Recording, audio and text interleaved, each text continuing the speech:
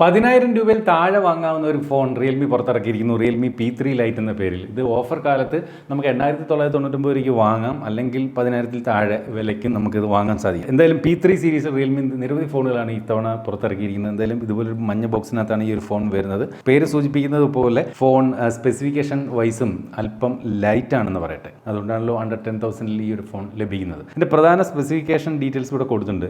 ഈ ഒരു ഫോണിനകത്ത് റിയൽമി ഏറ്റവും ഉയർത്തി കാണിക്കുന്ന ഇതിന്റെ ഒരു സ്പെസിഫിക്കേഷൻ എന്ന് പറഞ്ഞാൽ 6000 mAh ബാറ്ററി അണ്ടർ 10,000 കിട്ടുന്നു, 45 വാട്ടിന്റെ ഫാസ്റ്റ് ചാർജിങ്. അപ്പോൾ ബാറ്ററിയെ കുറിച്ച് കൺസേൺ ഉള്ളവർക്ക് 10,000 രൂപയിൽ താഴെ നോക്കാവുന്ന മികച്ച ഫോൺ എന്ന നിലയിൽ ഇത് വാങ്ങാം. അതുപോലെ മീഡിയടെക്കിന്റെ Dimensity 6300 processor, military grade shock resistance ഉണ്ട്. താഴെയൊക്കെ വീണ് കഴിഞ്ഞാലും സൈഡൊന്നും യാതൊരു പ്രശ്നമൊന്നും വരത്തില്ല. IP64 dust and water resistance under 10,000 കൊടുത്തിരിക്കുന്നു എന്നുള്ളതാണ് ഈ ഒരു ഫോണിന്റെ പ്രത്യേകത. യെസ്, നമുക്ക് അൺബോക്സ് ചെയ്യാം. ഫോണിൻ്റെ ബോക്സിനകത്ത് ഇതുപോലൊരു പേപ്പർ ബോക്സ് ഉണ്ട്. അതിനകത്ത് സിം ഇജക്ടർ പിൻ, അതുപോലെ യൂസർ മാനുവൽ, ബാക്ക് കേസ്. എന്തായാലും ഈ പ്രൈസ് പോയിന്റിൽ ബാക്ക് കേസ് കൊടുത്തിരിക്കുന്നു. സാധാരണ അണ്ടർ 10,000 ഇപ്പോൾ പല ഫോണുകളും പ്ലാസ്റ്റിക് കേസ് ഒന്നും കൊടുക്കാറില്ല. അതുപോലെ ഇതേ ഇരിക്കുന്ന ഫോൺ, അതിലേക്ക് നമുക്ക് വരാം. വേറെ ഉള്ളത് ഈ പറഞ്ഞതുപോലെ 45 വാട്ടിൻ്റെ ഫാസ്റ്റ് ചാർജർ, ചാർജിങ്ങിന് വേണ്ടി A to C ചാർജിങ് കേബിളുമാണ് ഫോണിനകത്ത് കൊടുത്തിരിക്കുന്നത്. യെസ്, ഇതാണ് റിയൽമിയുടെ P3 ലൈറ്റ്.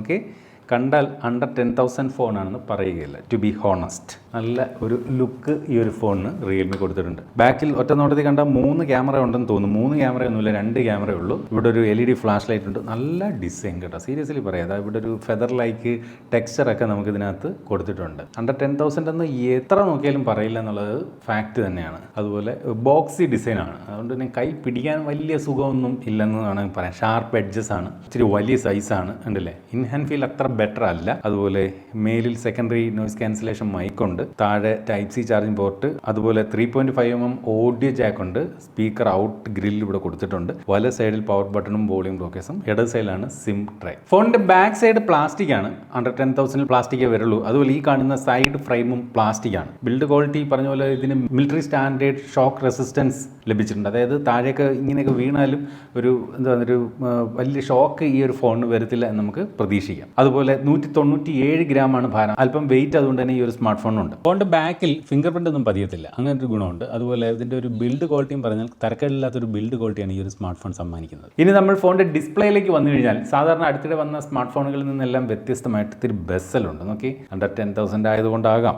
എസ്പെഷ്യലി ചിഹ്നൊക്കെ നോക്കി ഒരു എബോവ് ആവറേജ് സൈസ് ബെസലാണ് കൊടുത്തിരിക്കുന്നത്. ചുറ്റും നല്ല ബെസലുണ്ട്. അതുപോലെ ഈ ഒരു ഭാഗത്തിൻ്റെയൊക്കെ ഷേപ്പ് കണ്ടില്ലേ, ആ ഒരുമാതിരി ഇരിക്കുന്നതായിട്ട് ഫീൽ ചെയ്യുന്നുണ്ട്. ഈ ഒരു സെൻറ്റർ പഞ്ച് ഹോൾ ക്യാമറ ആയിട്ടാണ് എന്തായാലും സെൽഫി ക്യാമറ കൊടുത്തിരിക്കുന്നത്. ഇതിൻ്റെ ബ്രൈറ്റ്നസ് ഒക്കെ നോക്കിക്കഴിഞ്ഞാൽ തരക്കേടില്ലാത്ത ഒരു ബ്രൈറ്റ്നസ് ഉണ്ട്. 625 നിറ്റ്സ് ആണ് ഇതിൻ്റെ ഒരു പീക്ക് ബ്രൈറ്റ്നസ് റിയൽമി പറയുന്നത്.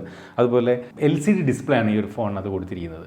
LCD ഡിസ്പ്ലേ ആണ്. അതുപോലെ HD+ റെസൊല്യൂഷനേ ഉള്ളൂ, ഫുൾ HD+ റെസൊല്യൂഷൻ ഇല്ല. പക്ഷേ 120 ഹെർട്സിൻ്റെ റിഫ്രഷ് റേറ്റ് കൊടുത്തിട്ടുണ്ട്. വ്യൂയിങ് ആംഗിളിലൊന്നും വലിയ തകരാറൊന്നുമില്ല. LCD ഡിസ്പ്ലേയുടേതായിട്ടുള്ള പ്രശ്നങ്ങൾ മാത്രമേ ഈ ഒരു സ്മാർട്ട് ഫോണിനുള്ളൂ.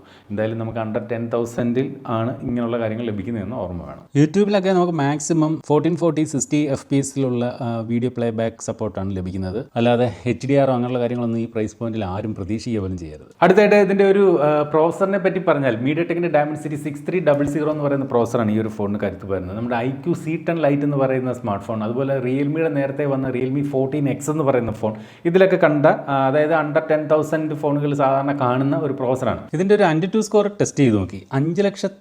5,20,000 എന്ന ഒരു സ്കോറാണ് ഈ ഒരു ഫോൺ സമ്മാനിക്കുന്നത്. സത്യം പറഞ്ഞാൽ ഈ പ്രൈസ് പോയിന്റിൽ നല്ല ഒരു AnTuTu സ്കോറാണെന്ന് വേണമെങ്കിൽ പറയേണ്ടി വരും. സാധാരണ ഈ പറഞ്ഞ അണ്ടർ 10,000 ഒരു 4 lakhൽ താഴെയൊക്കെ ഉള്ള ഒരു AnTuTu സ്കോറാണ് സാധാരണ വരുന്നത്. പക്ഷേ ഇതൊരു ബെറ്റർ ആയിട്ടുള്ള AnTuTu സ്കോറാണ് എന്തായാലും ഈ ഒരു ഫോൺ സമ്മാനിക്കുന്നത്. IQ C10 ലൈറ്റ് ഈ പറഞ്ഞ പോലെ 10,000 രൂപയിൽ താഴെയാണ് വിൽക്കുന്നത്. എന്നാൽ റിയൽമിയുടെ 14X എന്ന് പറയുന്ന ഫോൺ ഇതേ പ്രോസറുമായിട്ട് വരുന്നത് 15,000 രൂപയ്ക്കാണ് ലോഞ്ച് ആയത്. അപ്പോൾ അതിലിരിക്കുന്ന സെയിം പ്രോസറാണ് ഈ ഒരു ഫോൺ അതും കൊടുത്തിരിക്കുന്നത്. 5G ആണ്. അതുപോലെ ഇതിൻ്റെ ടോപ്പ് വേരിയൻ്റ് എന്ന് പറയുന്നത് 6GB RAM 128GB ആണ്.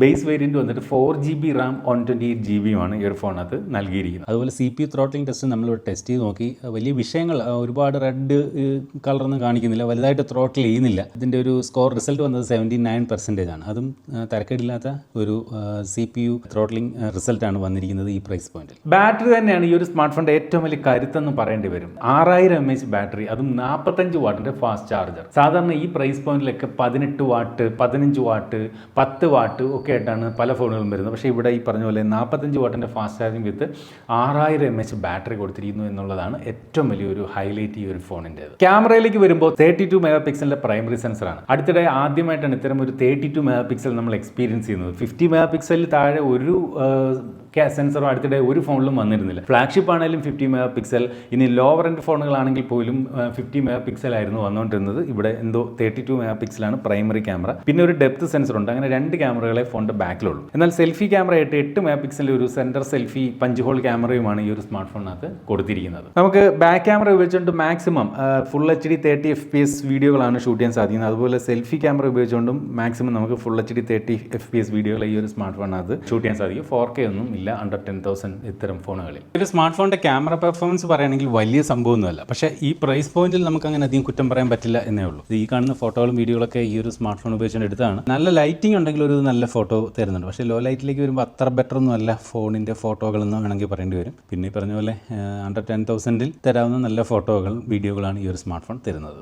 ആൻഡ്രോയിഡ് 15 ഈ ഒരു സ്മാർട്ട് ഫോൺ പ്രവർത്തിക്കുന്നത്. റിയൽമി UI 6 ഈ ഒരു സ്മാർട്ട് ഫോണിൻ്റെ സ്കിന്നായിട്ട് നൽകിയിട്ടുണ്ട്. നോക്കിയാൽ ബ്ലോട്ട് വേസുകൾ റിയൽമിയുടെ ഫ്ലാഗ്ഷിപ്പ് ഫോണുകളിലും കാണും. ഒരുപാട് ബ്ലോട്ട് വേസുകൾ ഈ ഒരു സ്മാർട്ട് ഫോണിനകത്തും ഉണ്ട്. ഒട്ടും കുറവല്ല. അത് ഇങ്ങനെ കിടക്കുകയാണ് മല പോലെ. ഇപ്പോൾ ഇതിനകത്ത് നിലവിൽ ഹോട്ട് ആപ്സ്, ഹോട്ട് ഗെയിംസ് എന്ന് പറയുന്ന ആപ്പ് റെക്കമെൻഡേഷൻ ഫോൾഡേഴ്സും ഒക്കെ ഉണ്ട്. എന്തായാലും അണ്ടർ 10,000 ആയതുകൊണ്ട് അത് നമുക്ക് ക്ഷമിക്കാം. പക്ഷേ റിയൽമിയുടെ ഈ പറഞ്ഞ 40,000 50,000 ഫോണുകളിൽ പോലും ഇത്ര ആപ്പ് ബ്ലോട്ട് വേസുകളായി കാണാറുണ്ട് എന്നുള്ളത് ഓർമ്മിക്കട്ടെ.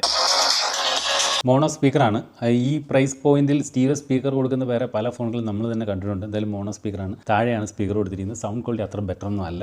ഒരു എന്താ പറയുന്നത്, കാതടപ്പിക്കുന്ന കണക്കുള്ള സൗണ്ട് ക്വാളിറ്റിയാണ്. അതായത് വോളിയം കൂടുതലാണ്. ഇതിനകത്ത് തന്നെ വോളിയം കൂട്ടുമ്പോൾ ഒരു 300% എന്നൊക്കെയാണ് എഴുതി കാണിക്കുന്നത് തന്നെ. അത്രയും ലൗഡായിട്ടുള്ളൊരു വോളിയമാണ്. പക്ഷേ ക്വാളിറ്റി അത്രയും ബെറ്റർ അല്ല. IP64 dust and water resistance കൊടുത്തിട്ടുണ്ട്. 64 എന്ന് പറയുമ്പം വെള്ളത്തിൽ ഇട്ട് വയ്ക്കാനൊന്നും പറ്റില്ല. സ്പ്ലാഷ് റെസിസ്റ്റൻ്റ് ആണ്. ഡസ്റ്റ് റെസിസ്റ്റൻസ് ഒരുവിധം കുഴപ്പമില്ലാതെയും ഈ ഒരു സ്മാർട്ട് ഫോണിനകത്തുണ്ട്. അതുപോലെ തന്നെ ഫോണിനകത്ത് NFC സപ്പോർട്ടൊന്നും കൊടുത്തിട്ടില്ല. അതുപോലെ ഫിംഗർ പ്രിൻറ്റ് സംവിധാനം കൊടുത്തിട്ടുണ്ട്. അത് സൈഡ് മൗണ്ടഡ് ആയിട്ടാണ് നൽകിയിരിക്കുന്നത്. അടുത്തായിട്ട് ഇതിൻ്റെ ഒരു പ്രൈസാണ്. 4GB RAM 128GB internal storage ഓപ്ഷൻ്റെ വില എന്ന് പറയുന്നത്, അത് ബേസ് വേരിയൻ്റെ വില എന്ന് പറയുന്നത് 9,499 രൂപയാണ്. 10,499 രൂപയാണ് ആക്ച്വൽ പ്രൈസ്. പക്ഷേ 1000 രൂപ ഡിസ്കൗണ്ടിൽ നമുക്ക് അപ്പോൾ തന്നെ കിട്ടും. അത് 9,499 പോകും. പക്ഷേ ഈ പറയുന്ന ഫ്ലിപ്കാർട്ടിലെയും ആമസോണിൻ്റെയും സെയിൽ ഓഫറുകളിൽ നമുക്കിത് 8,999 ഈ ഒരു ഫോൺ വാങ്ങാൻ സാധിക്കുകയും ചെയ്യും. അപ്പോൾ അണ്ടർ 10,000 പ്രൈസ് റേഞ്ചിൽ നിങ്ങളൊരു 5G ഫോൺ നോക്കുന്നെങ്കിൽ ഒരുവിധം ബ്രാൻഡഡ് ആയിട്ടുള്ള ഒരു 5G ഫോൺ എന്ന നിലയിൽ നമുക്ക് റിയൽമിയുടെ ഈ ഒരു P3 ലൈറ്റ് ഫോൺ പരിഗണിക്കാം. എനിക്ക് തോന്നുന്നു ഇപ്പം നമ്മൾ മലയാളികൾക്കിടയിൽ അണ്ടർ 10,000 ഒന്നും അത്ര അധികം ആളുകൾ വാങ്ങുന്നില്ല. പണ്ട് അണ്ടർ 10,000 ഭയങ്കര റെസ്പോൺസ് കൊടുക്കുമായിരുന്നു. ഇപ്പോൾ എല്ലാവരുമൊക്കെ കുറച്ച് ഒരു 25,000 റേഞ്ചിലേക്ക് ഫോണുകളാണ് കൂടുതൽ ആളുകളും വാങ്ങുന്നത്. ഒരു ഫോണിന് വേണ്ടി ഒരുപാട് പൈസയൊന്നും മുടക്കാൻ താല്പര്യമില്ലാത്തവർക്ക് ഈ ഒരു ഫോൺ പരിഗണിക്കാമെന്നാണ് എനിക്കിതിനെപ്പറ്റി പറയാനുള്ളത്. ഇതുപോലെ മനോഹരമായിട്ടുള്ള മറ്റൊരു പ്രൊഡക്റ്റ് വിശേഷമായിട്ട് നമുക്ക് അടുത്ത വീഡിയോ വീണ്ടും കാണണം. അതുവരെ സ്റ്റേ സേഫ്. ബൈ.